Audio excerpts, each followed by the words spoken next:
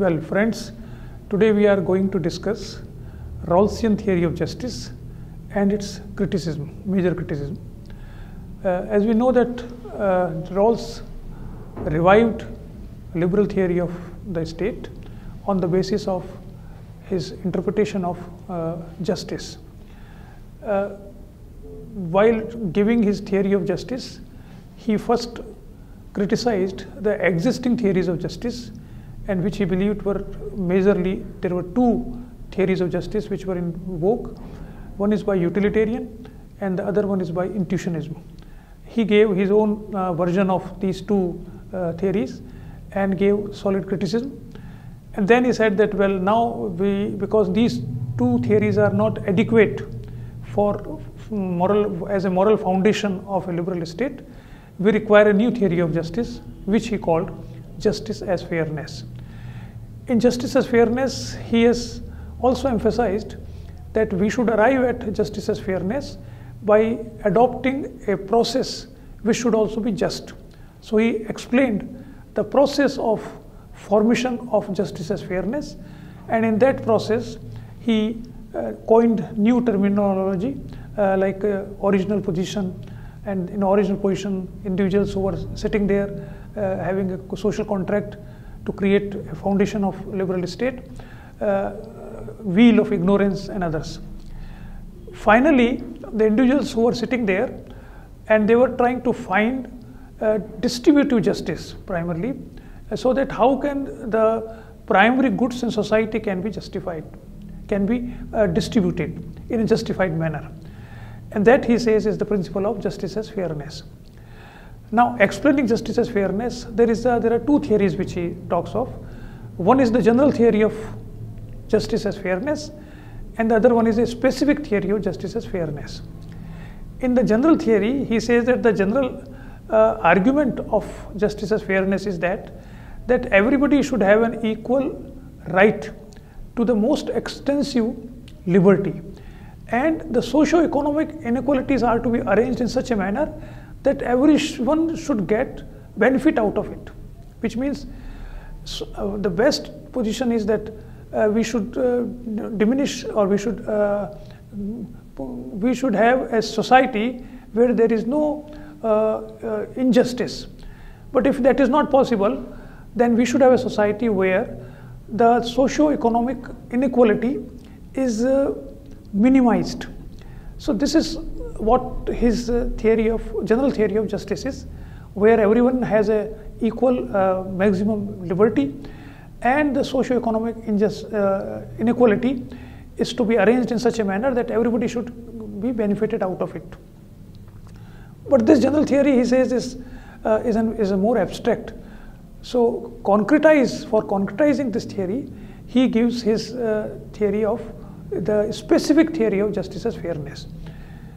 In the specific theory, he talks of two principles of justice. The first principle is each person is to have an equal right to the most extensive total system of equal basic liberties compatible with the similar system of liberty for all.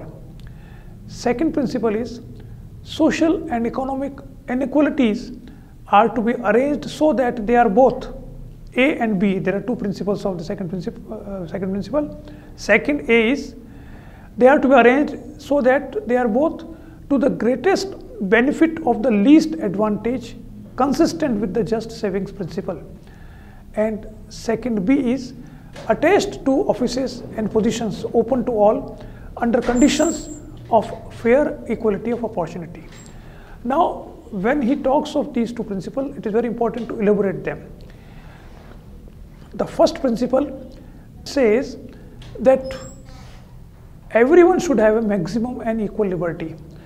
When he talks of liberty, he defines liberty in almost similar manner as John Stuart Mill has defined, that everyone should have a complete control over mind and body of his own. So it is in a one sense what we call in a negative definition of liberty. It is not a liberty to do something. It is liberty that I can decide on myself what I want to do.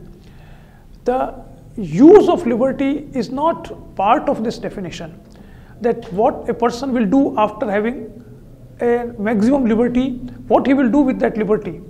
That is not Rawls is concerned with primarily, although he has talked about that also, but primarily he is concerned that everyone should have liberty to the maximum, and it should also be equal.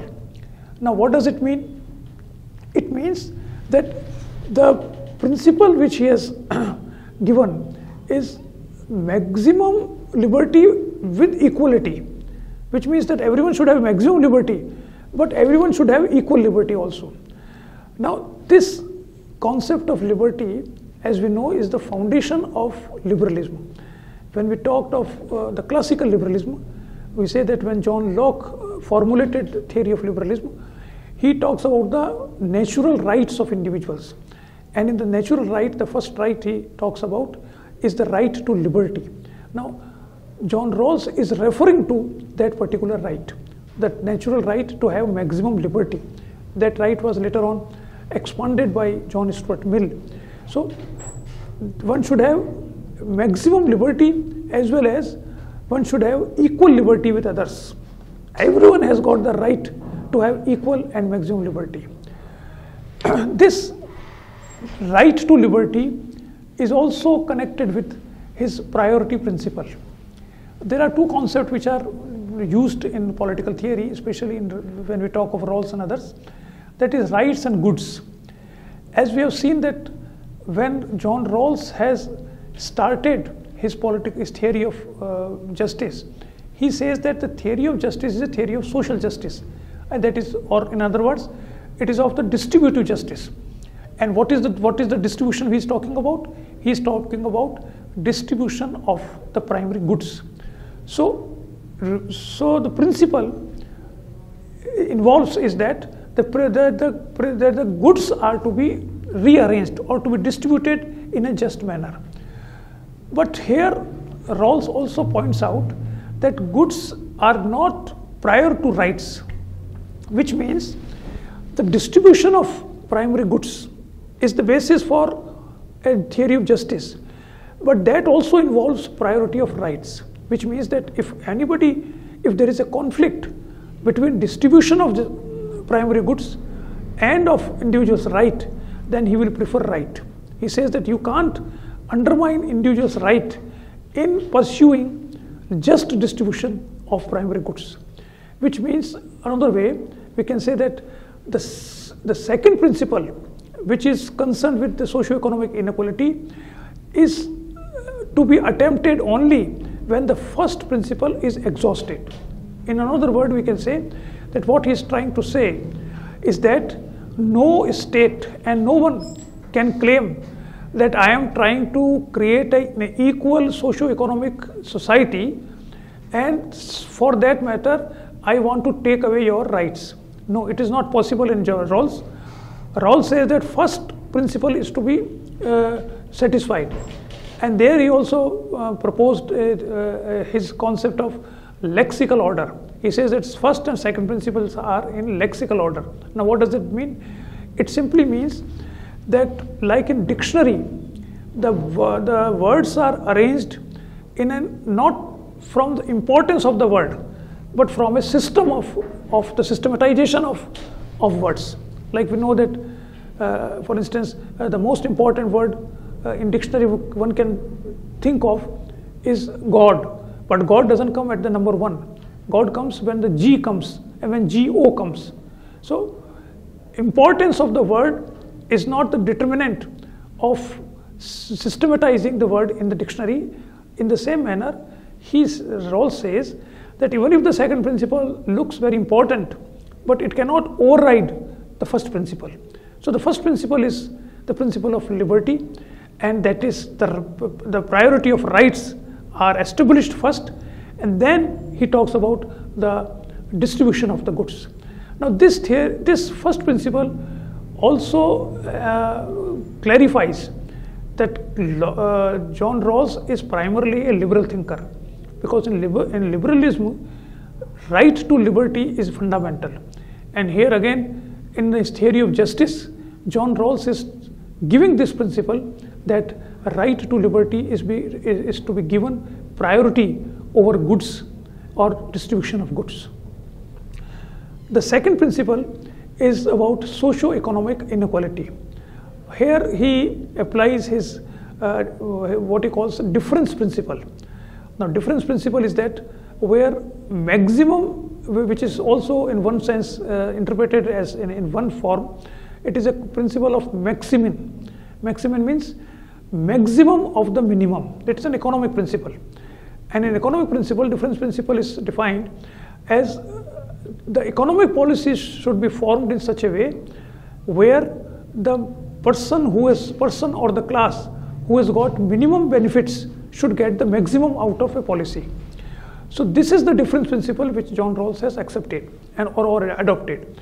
So he says in his second principle that socio-economic inequality is to be arranged in such a manner so that the maximum benefit should be given to the least advantageous person.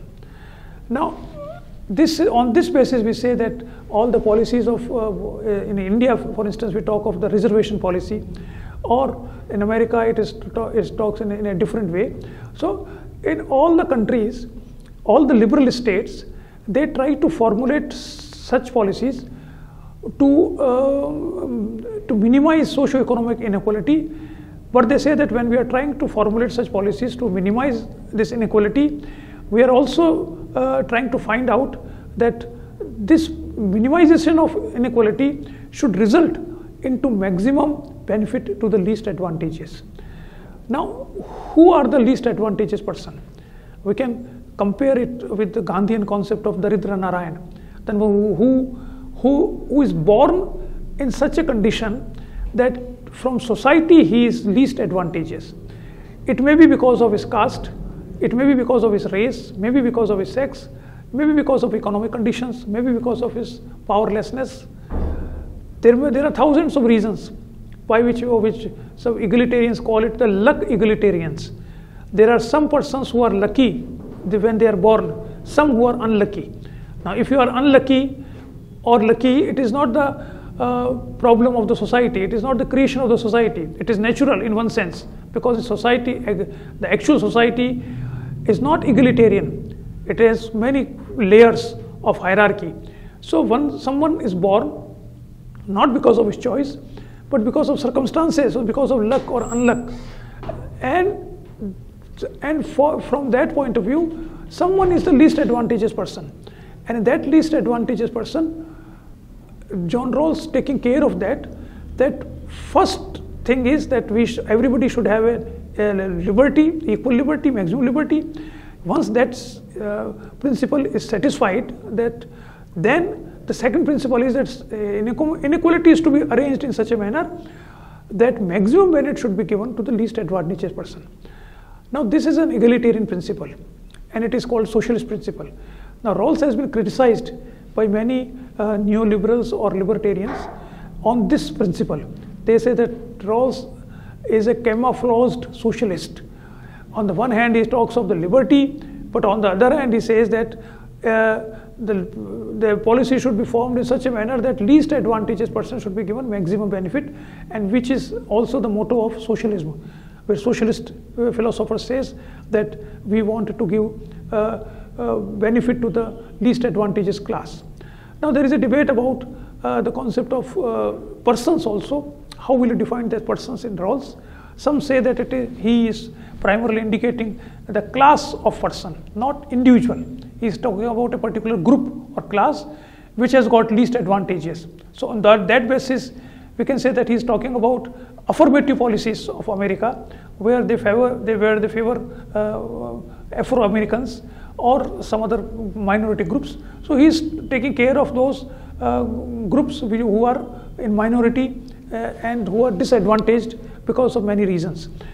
So in that sense, we can say that what Rawls here is trying to attempt.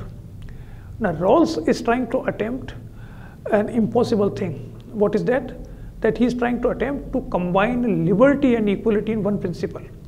We know that liberty and equality are normally considered to be against each other, and socialism give priority to equality, while liberalism gives priority to liberty.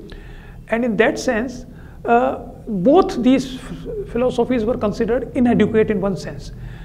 What Rawls is here trying to do is to combine these two. Like we can say that Rousseau tried in the 18th century to combine liberty and equality or collectivity, the collective interest and the individual interest.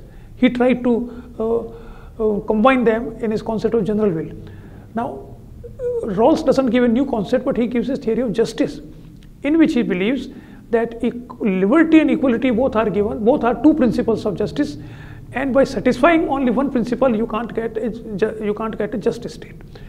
So, in one sense, he attempted to combine liberty and equality, and in another sense, he is trying to say that in his principle of liberalism, not only liberty is satisfied, but equality is also satisfied in the same manner.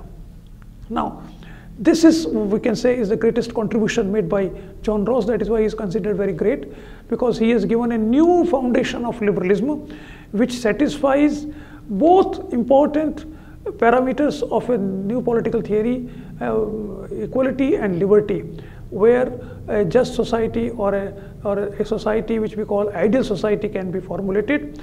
And in this sense, John Rawls has given a very important principle or theory of justice, and a 600 pages book that is why he is considered a classic, because he has metaphysically considered, or we can say that philosophically considered, his book is well written, well argued, and that is why a theory of justice is considered a classical book in the theory of political theory of today.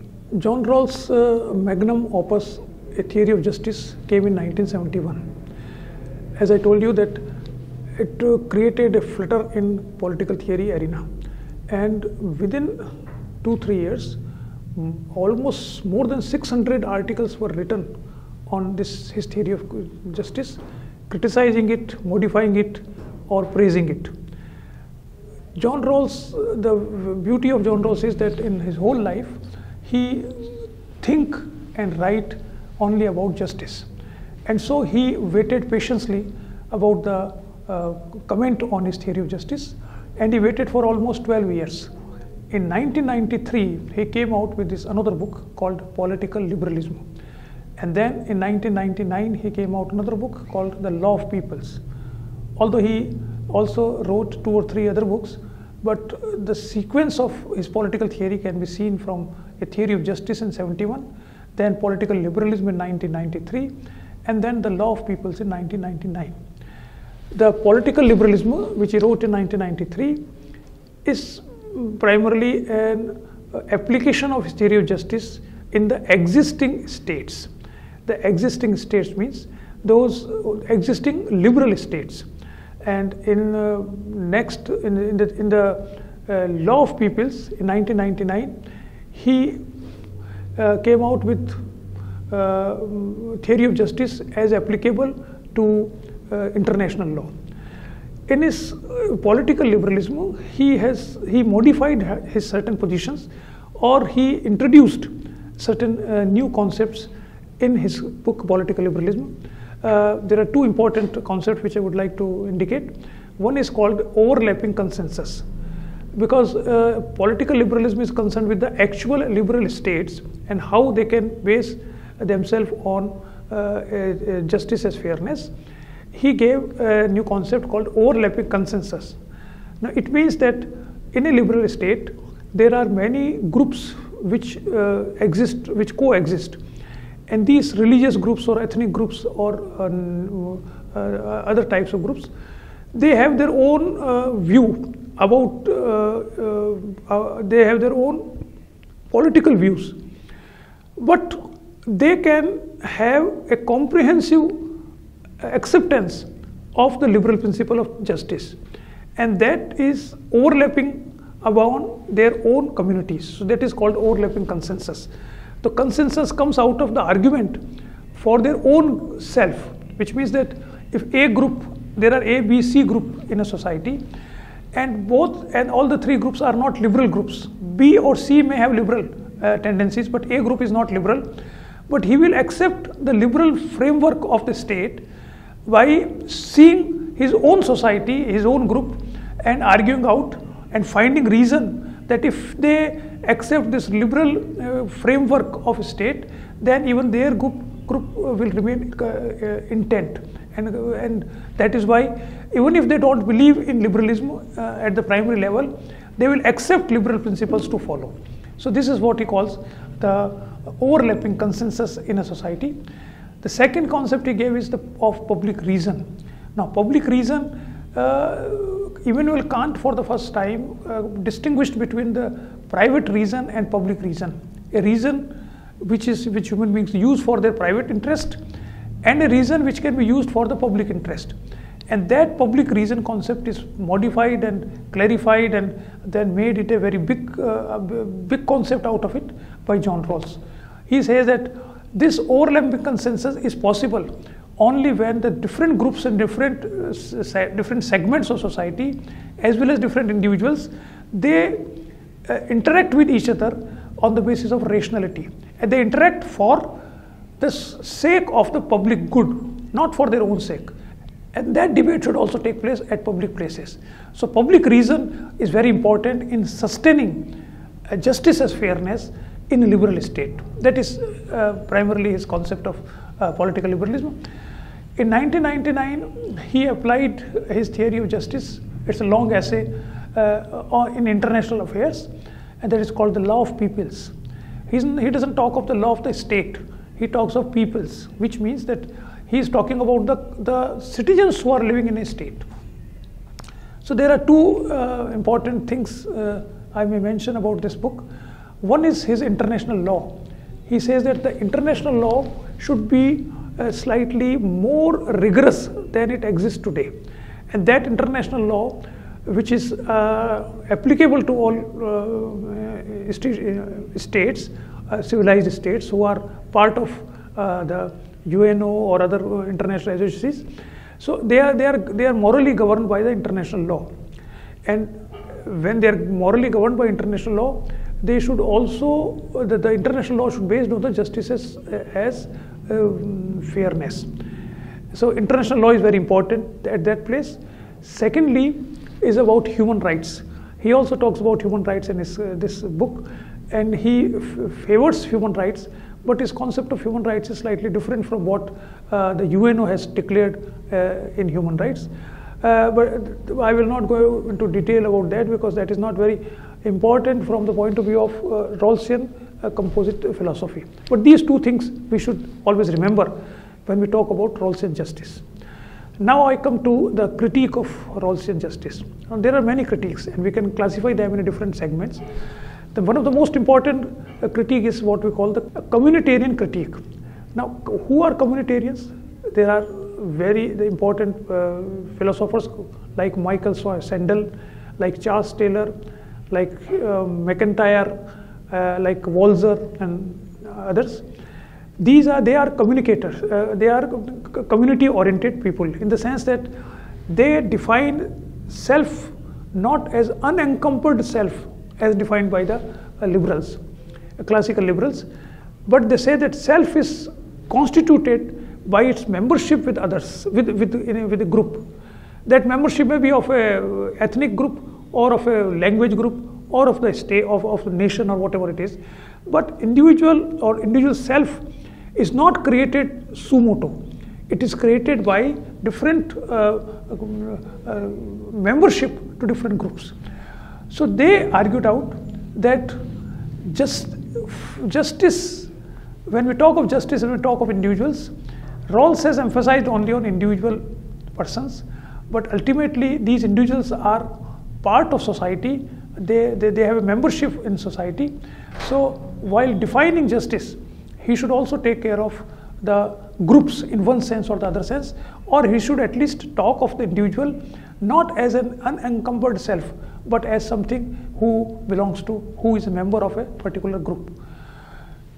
There is an important point raised by Michael Sandel, and Michael Sandel says that even justice is not a primary virtue. it is a remedial virtue, in the sense that if a society is perfect, we do not require justice. Because when we say we are trying to find a perfect society, a good society, then we cannot base it on justice, because once a perfect society is created, then there is no need for justice. The call for justice comes out of injustice. If there is injustice in society, if the society is not perfect and it is imperfect, then those who are suffering, they call for justice, they want justice. But if no one is suffering and everybody is happy, then no one will say that we require justice. So justice, in his argument, is inadequate in explaining the perfect state. So justice is a remedial virtue, not a primary virtue. The primary virtue can be fraternity. If fraternity is there in society, and if everybody accepts that fraternity as a primary virtue, then there is no need for justice. Then we can create a society where everybody is happy with everybody else. And in that sense, justice is only remedial, and it is not a primary virtue as Rawls has argued out. Then we have feminist critique. In feminist critique, they say that even the concept of justice is patriarchal. Justice is patriarchal in the sense that if we look at a family, then the father is considered the embodiment of justice, and mother is not considered an embodiment of justice. Like if a son gets, if there are two sons in a family, if one son gets good marks, then father is supposed to give him reward, and the other one who has got less marks or has failed, then he will get punishment. That is what a father has sense of justice is. But a mother will never will behave like this. Mother will appreciate the one who has got good marks, but she will also defend the one who is failed in his examination by many arguments, because she cares about her sons, and she doesn't bring justice in caring about their sons. So caring is a feminine concept and justice is a patriarchal concept. So the feminist argument is that justice is a partial, it is biased concept. You cannot apply concept of justice to the whole of society, because 50% of society, 50% of persons who belong to society are feminine, and so care is the concept which should replace justice as the basis of a perfect state. Then there is another important criticism started by our Amartya Sen, who calls his theory as capability approach. He has written a book also, An Idea of Justice. And capability approach, he says that justice, the theory of justice believes that there is only one solution by which all individuals, that can be applied to all individuals, irrespective of their differences. Like everybody is rational. Now all these things, we have, with wheel of ignorance, the differences are abolished. And now they sit together and they create a society based on justice. A theory of justice as fairness. But Amartya Sen says that it is very utopian. The actual, it cannot be actualized, it cannot be applied even to the actual situation. So what is needed is that, what is needed is basically that we should take into consideration of the individual situation in a society. Even societies are different, states are at the different level of development. Within a state, different groups are at different level of development. So you cannot apply the same justice as fairness to everything, everywhere, to every state, to every segment of society. What we have to do is to take into consideration their individual problems and individual capacities. So justice consists in enhancing the capabilities of the individuals concerned. So if the individuals get capability to talk, to serve their own interest, then only we can say that justice is important. Otherwise, justice as fairness cannot be applied. So it is what we call the capability approach. Later on, Martha Nussbaum has also contributed in it, and she has also given some new, she has elaborated what type of capabilities individuals can possess. She talks about the 10 capabilities. But the major criticism is that justice is cannot be applied universally.